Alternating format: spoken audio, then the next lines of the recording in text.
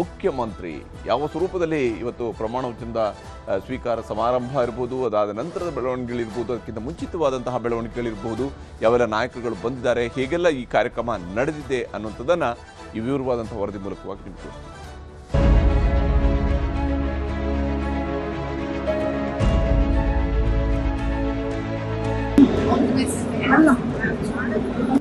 ನಾನು ಡಿ.ಕೆ. ಶಿವಕುಮಾರ್ ಎಂಬ ಹೆಸರಿನಾದ ನಾನು ಕರ್ನಾಟಕ ರಾಜ್ಯದ ಮುಖ್ಯಮಂತ್ರಿಯಾಗಿ ನನ್ನ ಅಜ್ಜ ಗಂಗಾಧರಜ್ಜನ ಹೆಸರಿನಲ್ಲಿ ಪ್ರಮಾಣ ಮಾಡುತ್ತೇನೆ.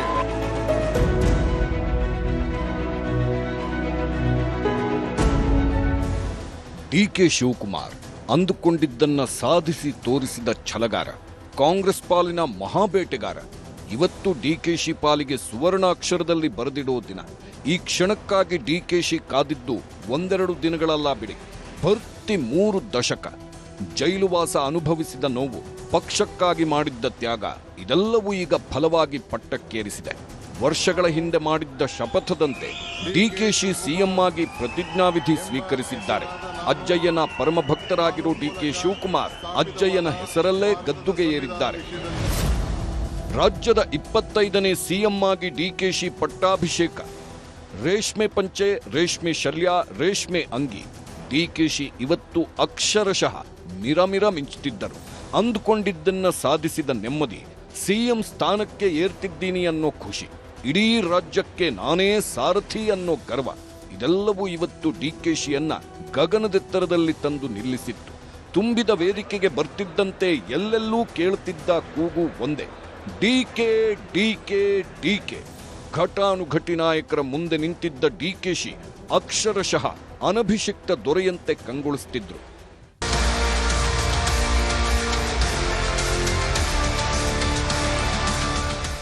ಡಿ.ಕೆ. ಶಿವಕುಮಾರ್ ಇವತ್ತು out and out mass leader ಆಗಿ ಕಂಗೊಳಿಸುತ್ತಿದ್ರು.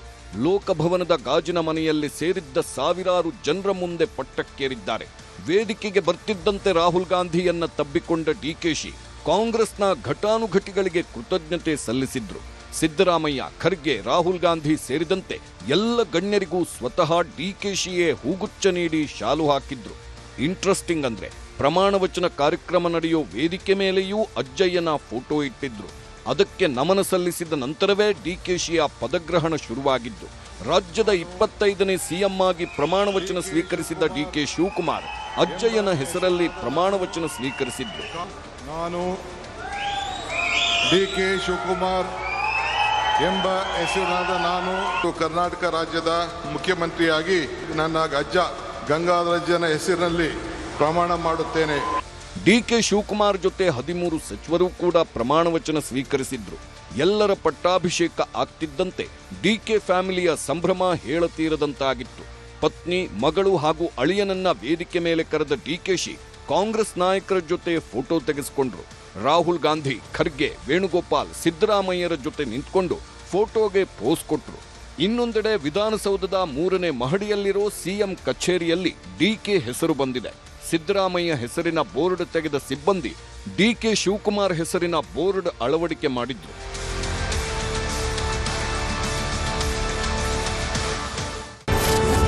ಡಿಕೆ ಕಚೇರಿಯಲ್ಲಿ ಅಜ್ಜಯ್ಯನ ಹೆಜ್ಜೆ.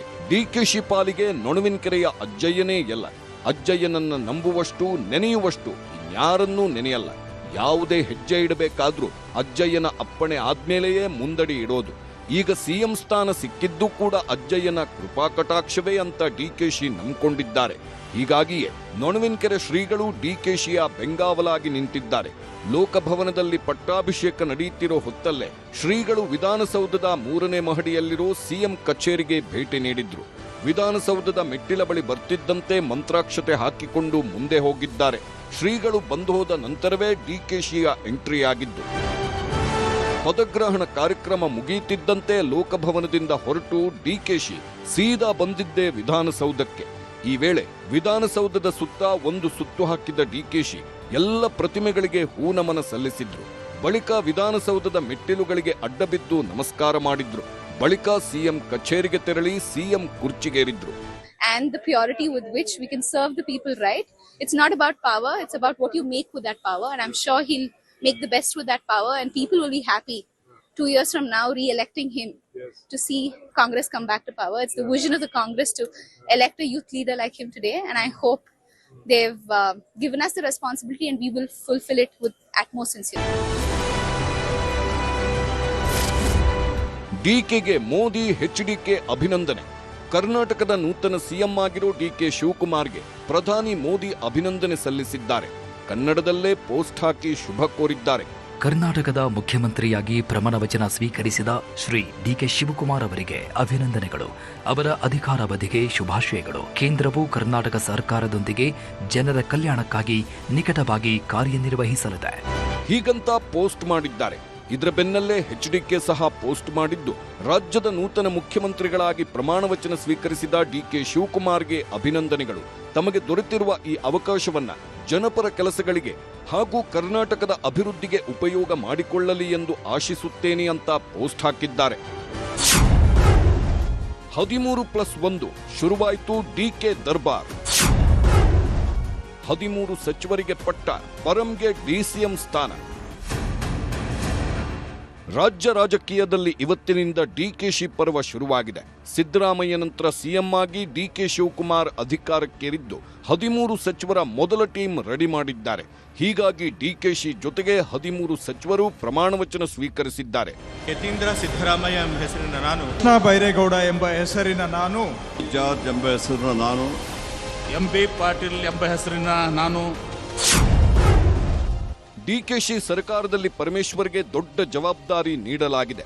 ಡಿಸಿಎಂ ಆಗಿ ಪಟ್ಟಕ್ಕೇರಿರೋ ಪರಮೇಶ್ವರ್ ಕಾಂಗ್ರೆಸ್ ಪಾಲಿನ ಕಟ್ಟಾಳುವಾಗಿ ಗುರುತಿಸಿಕೊಂಡವರು. 6 ಬಾರಿ ಎಂಎಲ್ಎ, 1 ಬಾರಿ ಎಂಎಲ್ಸಿ, 3 ಬಾರಿ ಮಧುಗಿರಿ ಶಾಸಕ, 3 ಬಾರಿ ಕೊರಟಗೆರೆ ಶಾಸಕರಾಗಿದ್ದಾರೆ. ಅಷ್ಟೇ ಅಲ್ಲ, 2010ರಿಂದ 2018ರವರೆಗೆ ಕೆಪಿಸಿಸಿ ಅಧ್ಯಕ್ಷರಾಗಿ ಸೇವೆ ಸಲ್ಲಿಸಿದ್ರು. ಜೊತೆಗೆ ಮೊಯ್ಲಿ, ಕೃಷ್ಣ, ಸಿದ್ದು ಸಂಪುಟದಲ್ಲಿ ಸಚಿವರಾಗಿದ್ರೆ ಕುಮಾರಸ್ವಾಮಿ ಸಂಪುಟದಲ್ಲಿ ಡಿಸಿಎಂ ಆಗಿ ಕಾರ್ಯನಿರ್ವಹಿಸಿದ್ರು. ಡಾಕ್ಟರ್ ಜಿ ಪರಮೇಶ್ವರ ಎಂಬ ಹೆಸರಿನ ನಾನು ಕಾನೂನಿನ ಮೂಲಕ ಸ್ಥಾಪಿತವಾದ ಭಾರತದ ಸಂವಿಧಾನದ ವಿಷಯದಲ್ಲಿ ನಿಜವಾದ ಶ್ರದ್ಧೆ ಮತ್ತು ನಿಷ್ಠೆಯನ್ನು ಹೊಂದಿರುತ್ತೇನೆ. ಇನ್ನು ಕೆಎಚ್ ಮುನಿಯಪ್ಪ ಮತ್ತೊಮ್ಮೆ ಸಚಿವರಾಗಿ ಪಟ್ಟಕ್ಕೇರಿದ್ದಾರೆ. 1991ರಿಂದಲೂ ಸಾರ್ವಜನಿಕ ಜೀವನದಲ್ಲಿ ಸಕ್ರಿಯರಾಗಿರೋ ಮುನಿಯಪ್ಪ 7 ಬಾರಿ ಸಂಸದರಾಗಿ ಆಯ್ಕೆಯಾಗಿದ್ರು. ಕೇಂದ್ರ ಸಚಿವರಾಗಿಯೂ ಸೇವೆ ಸಲ್ಲಿಸಿರೋ ಮುನಿಯಪ್ಪ 2023ರಲ್ಲಿ ದೇವನಹಳ್ಳಿ ಕ್ಷೇತ್ರದಿಂದ ಗೆದ್ದು ಬಂದಿದ್ದಾರೆ. ಸಿದ್ದು ಸಂಪುಟದಲ್ಲಿ ನಾಗರಿಕ ಸೇವೆ ಸಚಿವರಾಗಿ ಸೇವೆ ಸಲ್ಲಿಸಿದ್ರು. ನಾನು ಕಂಬದಳ್ಳಿ ಹನುಮಪ್ಪ ಮುನಿಯಪ್ಪ ಎಂಬ ಹೆಸರಿನ ನಾನು ಕಾನೂನಿನ ಮೂಲಕ ಸ್ಥಾಪಿತವಾದ ಭಾರತದ ಸಂವಿಧಾನದ ವಿಷಯದಲ್ಲಿ ನಿಜವಾದ ಶ್ರದ್ಧೆ ಮತ್ತು ನಿಷ್ಠೆಯನ್ನು ಹೊಂದಿರುತ್ತೇನೆ. ಕೆಜೆ ಜಾರ್ಜ್ ಕೂಡ ಮತ್ತೊಮ್ಮೆ ಸಚಿವರಾಗಿ ಅಧಿಕಾರ ಸ್ವೀಕರಿಸಿದ್ದಾರೆ. ಒಟ್ಟು 6 ಬಾರಿ ಶಾಸಕರಾಗಿರೋ ಜಾರ್ಜ್ ಸರ್ವಜ್ಞನಗರದಿಂದ 4 ಬಾರಿ ಗೆದ್ದು ಬಂದಿದ್ದಾರೆ. 5 ಬಾರಿ ಸಚಿವರಾಗಿರೋ ಜಾರ್ಜ್ ಸಿದ್ದರಾಮಯ್ಯ ಸಂಪುಟದಲ್ಲಿ ಇಂಧನ ಸಚಿವರಾಗಿ ಅಧಿಕಾರ ನಿರ್ವಹಿಸಿದ್ರು. ಕೆಜೆ ಜಾರ್ಜ್ ಎಂಬ ಹೆಸರಿನ ನಾನು ಕಾನೂನಿನ ಮೂಲಕ ಸ್ಥಾಪಿತವಾದ ಭಾರತದ ಸಂವಿಧಾನದ ವಿಷಯದಲ್ಲಿ ನಿಜವಾದ ಶ್ರದ್ಧೆ ಮತ್ತು ನಿಷ್ಠೆಯನ್ನು ಹೊಂದಿರುತ್ತೇನೆ. ಡಿಕೆ ಶಿವಕುಮಾರ್ ಸಂಪುಟದಲ್ಲಿ ಎಂಬಿ ಪಾಟೀಲ್ ಕೂಡ ಪಟ್ಟಕ್ಕೇರಿದ್ದಾರೆ. ಟಿಕೋಟಾ ಕ್ಷೇತ್ರದಿಂದ 2 ಬಾರಿ ಶಾಸಕರಾಗಿದ್ದ ಎಂಬಿ ಪಾಟೀಲ್ ಬಬಲೇಶ್ವರ ಕ್ಷೇತ್ರದಿಂದ 4 ಬಾರಿ ಶಾಸಕರಾಗಿ ಆಯ್ಕೆಯಾಗಿದ್ದಾರೆ. ಸಿದ್ದರಾಮಯ್ಯ ಸಂಪುಟದಲ್ಲೂ ಸೇವೆ ಸಲ್ಲಿಸಿದ್ದ ಎಂಬಿ ಪಾಟೀಲ್ಗೆ ಡಿಕೆ ಟೀಮ್ನಲ್ಲೂ ಹುದ್ದೆ ನೀಡಲಾಗಿದೆ. ಎಂಬಿ ಪಾಟೀಲ್ ಎಂಬ ಹೆಸರಿನ ನಾನು ವಿಶ್ವಗುರು ಅಣ್ಣ ಬಸವಣ್ಣನವರ ಹಾಗೂ ಬಸವಾದಿ ಶರಣರ ಹಾಗೂ ಲಿಂಗೈಕ್ಯ ಸಿದ್ದೇಶ್ವರ ಮಹಾಸ್ವಾಮೀಜಿಯವರ ಹೆಸರಲ್ಲಿ ಪ್ರಮಾಣ ಮಾಡುತ್ತೇನೆ. ರಾಮಲಿಂಗಾರೆಡ್ಡಿ ಕೂಡ ಸಚಿವರಾಗಿ ಅಧಿಕಾರ ಸ್ವೀಕರಿಸಿದ್ದಾರೆ. 1989ರಲ್ಲಿ ಮೊದಲ ಬಾರಿ ಶಾಸಕರಾಗಿದ್ದ ರಾಮಲಿಂಗಾರೆಡ್ಡಿ 1992ರಲ್ಲಿ ಮೊಯ್ಲಿ ಸಂಪುಟದಲ್ಲಿ ಸಚಿವರಾಗಿ ಸೇವೆ ಸಲ್ಲಿಸಿದ್ರು. 6 ಬಾರಿ ಸಚಿವರಾಗಿ ಅಧಿಕಾರ ಸ್ವೀಕರಿಸಿದ್ದ ರಾಮಲಿಂಗಾರೆಡ್ಡಿ ಸಿದ್ದು ಸಂಪುಟದಲ್ಲಿ ಮುಜರಾಯಿ ಸಚಿವರಾಗಿ ಸೇವೆ ಸಲ್ಲಿಸಿದ್ರು. ರಾಮಲಿಂಗಾರೆಡ್ಡಿ ಎಂಬ ಹೆಸರಿನ ನಾನು ಕಾನೂನಿನ ಮೂಲಕ ಸ್ಥಾಪಿತವಾದ ಭಾರತದ ಸಂವಿಧಾನದ ವಿಷಯದಲ್ಲಿ ಅನ್ಯಥಾ ಯಾರೇ ವ್ಯಕ್ತಿಗೆ ಅಥವಾ ವ್ಯಕ್ತಿಗಳಿಗೆ ಪ್ರತ್ಯಕ್ಷವಾಗಿ ಅಥವಾ ಪರೋಕ್ಷವಾಗಿ ತಿಳಿಸುವುದಿಲ್ಲ ಅಥವಾ ಬಹಿರಂಗಪಡಿಸುವುದಿಲ್ಲ ಎಂದು ಶ್ರದ್ಧಾಪೂರ್ವಕವಾಗಿ ಪ್ರತಿಜ್ಞೆ ಮಾಡುತ್ತೇನೆ. ಯಮಕನಮರಡಿಯಿಂದ 4 ಬಾರಿ ಶಾಸಕರಾಗಿರೋ ಸತೀಶ್ ಜಾರಕಿಹೊಳಿ ವಾಲ್ಮೀಕಿ ಸಮುದಾಯದ ಪ್ರಬಲ ನಾಯಕ. ಉತ್ತರ ಕರ್ನಾಟಕ ಭಾಗದ ಪ್ರಭಾವಿ ಲೀಡರ್ ಆಗಿ ಗುರುತಿಸಿಕೊಂಡಿರೋ ಜಾರಕಿಹೊಳಿ ಸಿದ್ದರಾಮಯ್ಯ ಸಂಪುಟದಲ್ಲಿ ಸಚಿವರಾಗಿ ಸೇವೆ ಸಲ್ಲಿಸಿದ್ರು. ಸತೀಶ್ ಜಾರಕಿಹೊಳಿ ಎಂಬ ಹೆಸರಿನ ನಾನು ಕಾನೂನಿನ ಮೂಲಕ ಸ್ಥಾಪಿತವಾದ ಭಾರತದ ಸಂವಿಧಾನ ವಿಷಯದಲ್ಲಿ ನಿಜವಾದ ಶ್ರದ್ಧೆ ಮತ್ತು ನಿಷ್ಠೆಯನ್ನು ಹೊಂದಿರುತ್ತೇನೆಂದು ಶ್ರದ್ಧಾಪೂರ್ವಕವಾಗಿ ಪ್ರತಿಜ್ಞೆ ಮಾಡುತ್ತೇನೆ. ಕೃಷ್ಣ ಬೈರೇಗೌಡ ಕೂಡ ಡಿಕೆ ಸಂಪುಟ ಸೇರಿದ್ದಾರೆ. 2003ರಲ್ಲಿ ಮೊದಲ ಬಾರಿ ವಿಧಾನಸಭೆ ಪ್ರವೇಶಿಸಿದ ಕೃಷ್ಣ ಬೈರೇಗೌಡ ಸತತವಾಗಿ 4 ಬಾರಿ ಶಾಸಕರಾಗಿ ಆಯ್ಕೆಯಾಗಿದ್ದಾರೆ. 2007ರಿಂದ 2011ರವರೆಗೆ ಯುವ ಕಾಂಗ್ರೆಸ್ ಅಧ್ಯಕ್ಷರಾಗಿ ಸೇವೆ ಸಲ್ಲಿಸಿದ್ದ ಕೃಷ್ಣ ಬೈರೇಗೌಡ 3 ಬಾರಿ ಸಚಿವರಾಗಿಯೂ ಜನಮನ್ನಣೆ ಗಳಿಸಿದ್ದಾರೆ. ಕೃಷ್ಣ ಬೈರೇಗೌಡ ಎಂಬ ಹೆಸರಿನ ನಾನು ಕಾನೂನಿನ ಮೂಲಕ ಸ್ಥಾಪಿತವಾದ ಭಾರತದ ಸಂವಿಧಾನದ ವಿಷಯದಲ್ಲಿ ನಿಜವಾದ ಶ್ರದ್ಧೆ ಮತ್ತು ನಿಷ್ಠೆಯನ್ನು ಹೊಂದಿರುತ್ತೇನೆಂದು ಶ್ರದ್ಧಾಪೂರ್ವಕವಾಗಿ ಪ್ರತಿಜ್ಞೆ ಮಾಡುತ್ತೇನೆ. ಚಿತ್ತಾಪುರ ಕ್ಷೇತ್ರದಿಂದ ಸತತವಾಗಿ 3 ಬಾರಿ ಆಯ್ಕೆಯಾಗಿರೋ ಪ್ರಿಯಾಂಕ್ ಖರ್ಗೆ 2016ರಲ್ಲಿ ಮೊದಲ ಬಾರಿ ಸಚಿವರಾಗಿ ಆಯ್ಕೆಯಾಗಿದ್ರು. ಸಿದ್ದರಾಮಯ್ಯ ಸಂಪುಟದಲ್ಲಿ ಐಟಿ-ಬಿಟಿ ಸಚಿವರಾಗಿ ಹುದ್ದೆ ಅಲಂಕರಿಸಿದ್ದ ಪ್ರಿಯಾಂಕ್ ಡಿಕೆ ಸರ್ಕಾರದಲ್ಲೂ ಸಚಿವರಾಗಿ ನೇಮಕಗೊಂಡಿದ್ದಾರೆ. ಪ್ರಿಯಾಂಕ್ ಖರ್ಗೆ ಎಂಬ ಹೆಸರಿನ ನಾನು ಕಾನೂನಿನ ಮೂಲಕ ಸ್ಥಾಪಿತವಾದ ಭಾರತದ ಸಂವಿಧಾನದ ವಿಷಯದಲ್ಲಿ ನಿಜವಾದ ಶ್ರದ್ಧೆ ಮತ್ತು ನಿಷ್ಠೆಯನ್ನು ಹೊಂದಿರುತ್ತೇನೆಂದು ಶ್ರದ್ಧಾಪೂರ್ವಕವಾಗಿ ಪ್ರತಿಜ್ಞೆ ಮಾಡುತ್ತೇನೆ. ಮಂಗಳೂರು ಕ್ಷೇತ್ರದಿಂದ 4 ಬಾರಿ ಶಾಸಕರಾಗಿ ಆಯ್ಕೆಯಾಗಿರೋ ಕರಾವಳಿ ಭಾಗದ ಪ್ರಭಾವಿ ನಾಯಕ ಯುಟಿ ಖಾದರ್. ವಿವಿಧ ಇಲಾಖೆ ಸಚಿವರಾಗಿ ಸೇವೆ ಸಲ್ಲಿಸಿರೋ ಯುಟಿ ಖಾದರ್ಗೆ ಡಿಕೆ ಸಂಪುಟದಲ್ಲೂ ಸಚಿವ ಸ್ಥಾನ ನೀಡಲಾಗಿದೆ. ಯುಟಿ ಖಾದರ್ ಎಂಬ ಹೆಸರಿನ ನಾನು ಕಾನೂನಿನ ಮೂಲಕ ಸ್ಥಾಪಿತವಾದ ಭಾರತದ ಸಂವಿಧಾನದ ವಿಷಯದಲ್ಲಿ ನಿಜವಾದ ಶ್ರದ್ಧೆ ಮತ್ತು ನಿಷ್ಠೆಯನ್ನು ಹೊಂದಿರುತ್ತೇನೆಂದು ಶ್ರದ್ಧಾಪೂರ್ವಕವಾಗಿ ಪ್ರತಿಜ್ಞೆ ಮಾಡುತ್ತೇನೆ. ಬಾಲ್ಕಿ ಕ್ಷೇತ್ರದಿಂದ 4 ಬಾರಿ ಶಾಸಕರಾಗಿ ಆಯ್ಕೆಯಾಗಿರೋ ಈಶ್ವರ್ ಖಂಡ್ರೆ 2002ರಿಂದಲೂ ಕಾಂಗ್ರೆಸ್ನಲ್ಲಿ ಸಕ್ರಿಯರಾಗಿದ್ದಾರೆ. ಸಿದ್ದರಾಮಯ್ಯ ಸಂಪುಟದಲ್ಲಿ ಅರಣ್ಯ ಸಚಿವರಾಗಿ ಸೇವೆ ಸಲ್ಲಿಸಿದ್ದ ಈಶ್ವರ್ ಖಂಡ್ರೆ ಡಿಕೆ ಸಂಪುಟದಲ್ಲಿ ಸಚಿವರಾಗಿ ಅಧಿಕಾರಕ್ಕೇರಿದ್ದಾರೆ. ಈಶ್ವರ್ ಖಂಡ್ರೆ ಎಂಬ ಹೆಸರಿನ ನಾನು ಕಾನೂನಿನ ಮೂಲಕ ಸ್ಥಾಪಿತವಾದ ಭಾರತದ ಸಂವಿಧಾನದ ವಿಷಯದಲ್ಲಿ ನಿಜವಾದ ಶ್ರದ್ಧೆ ಮತ್ತು ನಿಷ್ಠೆಯನ್ನು ಹೊಂದಿರುತ್ತೇನೆಂದು ಮಾಜಿ ಸಿಎಂ ಸಿದ್ದರಾಮಯ್ಯ ಪುತ್ರರಾಗಿರೋ ಯತೀಂದ್ರ ಕೂಡ ಡಿಕೆ ಸಂಪುಟ ಸೇರ್ಪಡೆಯಾಗಿದ್ದಾರೆ. 2018ರಲ್ಲಿ ವರುಣಾ ಕ್ಷೇತ್ರದಿಂದ ಶಾಸಕರಾಗಿ ಆಯ್ಕೆಯಾಗಿದ್ದ ಯತೀಂದ್ರ ಸದ್ಯ ಎಂಎಲ್ಸಿ ಆಗಿ ಕಾರ್ಯನಿರ್ವಹಿಸುತ್ತಿದ್ದಾರೆ. ಡಾಕ್ಟರ್ ಯತೀಂದ್ರ ಸಿದ್ದರಾಮಯ್ಯ ಎಂಬ ಹೆಸರಿನ ನಾನು ಕಾನೂನಿನ ಮೂಲಕ ಸ್ಥಾಪಿತವಾದ ಭಾರತದ ಸಂವಿಧಾನದ ವಿಷಯದಲ್ಲಿ ಸಂವಿಧಾನದ ಹೆಸರಿನಲ್ಲಿ ಶ್ರದ್ಧಾಪೂರ್ವಕವಾಗಿ ಪ್ರತಿಜ್ಞೆ ಮಾಡುತ್ತೇನೆ. 2 ಬಾರಿ ಹೆಬ್ಬಾಳ ಕ್ಷೇತ್ರದಿಂದ ಶಾಸಕರಾಗಿ ಆಯ್ಕೆಯಾಗಿರೋ ಬೈರತಿ ಸುರೇಶ್ ಸಿದ್ದರಾಮಯ್ಯರ ಅತ್ಯಾಪ್ತ ವಲಯದಲ್ಲಿ ಗುರುತಿಸಿಕೊಂಡ ನಾಯಕ. 2023ರಿಂದ ನಗರಾಭಿವೃದ್ಧಿ ಸಚಿವರಾಗಿ ಸೇವೆ ಸಲ್ಲಿಸುತ್ತಿದ್ದ ಬೈರತಿ ಡಿಕೆ ಸಚಿವ ಸಂಪುಟದಲ್ಲೂ ಪಟ್ಟಗಿಟ್ಟಿಸಿಕೊಂಡಿದ್ದಾರೆ. ಎಂಬ ಹೆಸರಿನ ನಾನು ಕಾನೂನಿನ ಮೂಲಕ ಸ್ಥಾಪಿತವಾದ ಭಾರತದ ಸಂವಿಧಾನದ ವಿಷಯದಲ್ಲಿ ನಿಜವಾದ ಶ್ರದ್ಧೆ ಮತ್ತು ನಿಷ್ಠೆಯನ್ನು ಹೊಂದಿರುತ್ತೇನೆ. ಸೇಡಂ ಕ್ಷೇತ್ರದಿಂದ 4 ಬಾರಿ ಶಾಸಕರಾಗಿ ಆಯ್ಕೆಯಾಗಿರೋ ಶರಣಪ್ರಕಾಶ್ ಪಾಟೀಲ್ ಕೂಡ ಅಧಿಕಾರ ಸ್ವೀಕರಿಸಿದ್ದಾರೆ.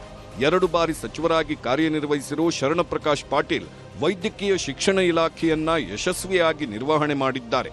ಪ್ರಕಾಶ್ ಪಾಟೀಲ್ ಎಂಬ ಹೆಸರಿನ ನಾನು ಕಾನೂನಿನ ಮೂಲಕ ಸ್ಥಾಪಿತವಾದ ಭಾರತದ ಸಂವಿಧಾನದ ವಿಷಯದಲ್ಲಿ ನಿಜವಾದ ಶ್ರದ್ಧೆ ಮತ್ತು ನಿಷ್ಠೆಯನ್ನು ಹೊಂದಿರುತ್ತೇನೆ. ಇವತ್ತಿನಿಂದ ಡಿಕೆಶಿ ಪರ್ವ ಶುರುವಾಗಿದ್ದು 13 ಸಚಿವರ ಟೀಮ್ ರೆಡಿ ಮಾಡಿದ್ದಾರೆ. ಮುಂದೆ ಮತ್ಯಾರಿಗೆಲ್ಲ ಸಚಿವ ಸ್ಥಾನ ನೀಡುತ್ತಾರೆ, ಯಾರೆಲ್ಲ ಸಿಡಿದು ಏಳುತ್ತಾರೆ ಅನ್ನೋದನ್ನ ಕಾದು ನೋಡಬೇಕು.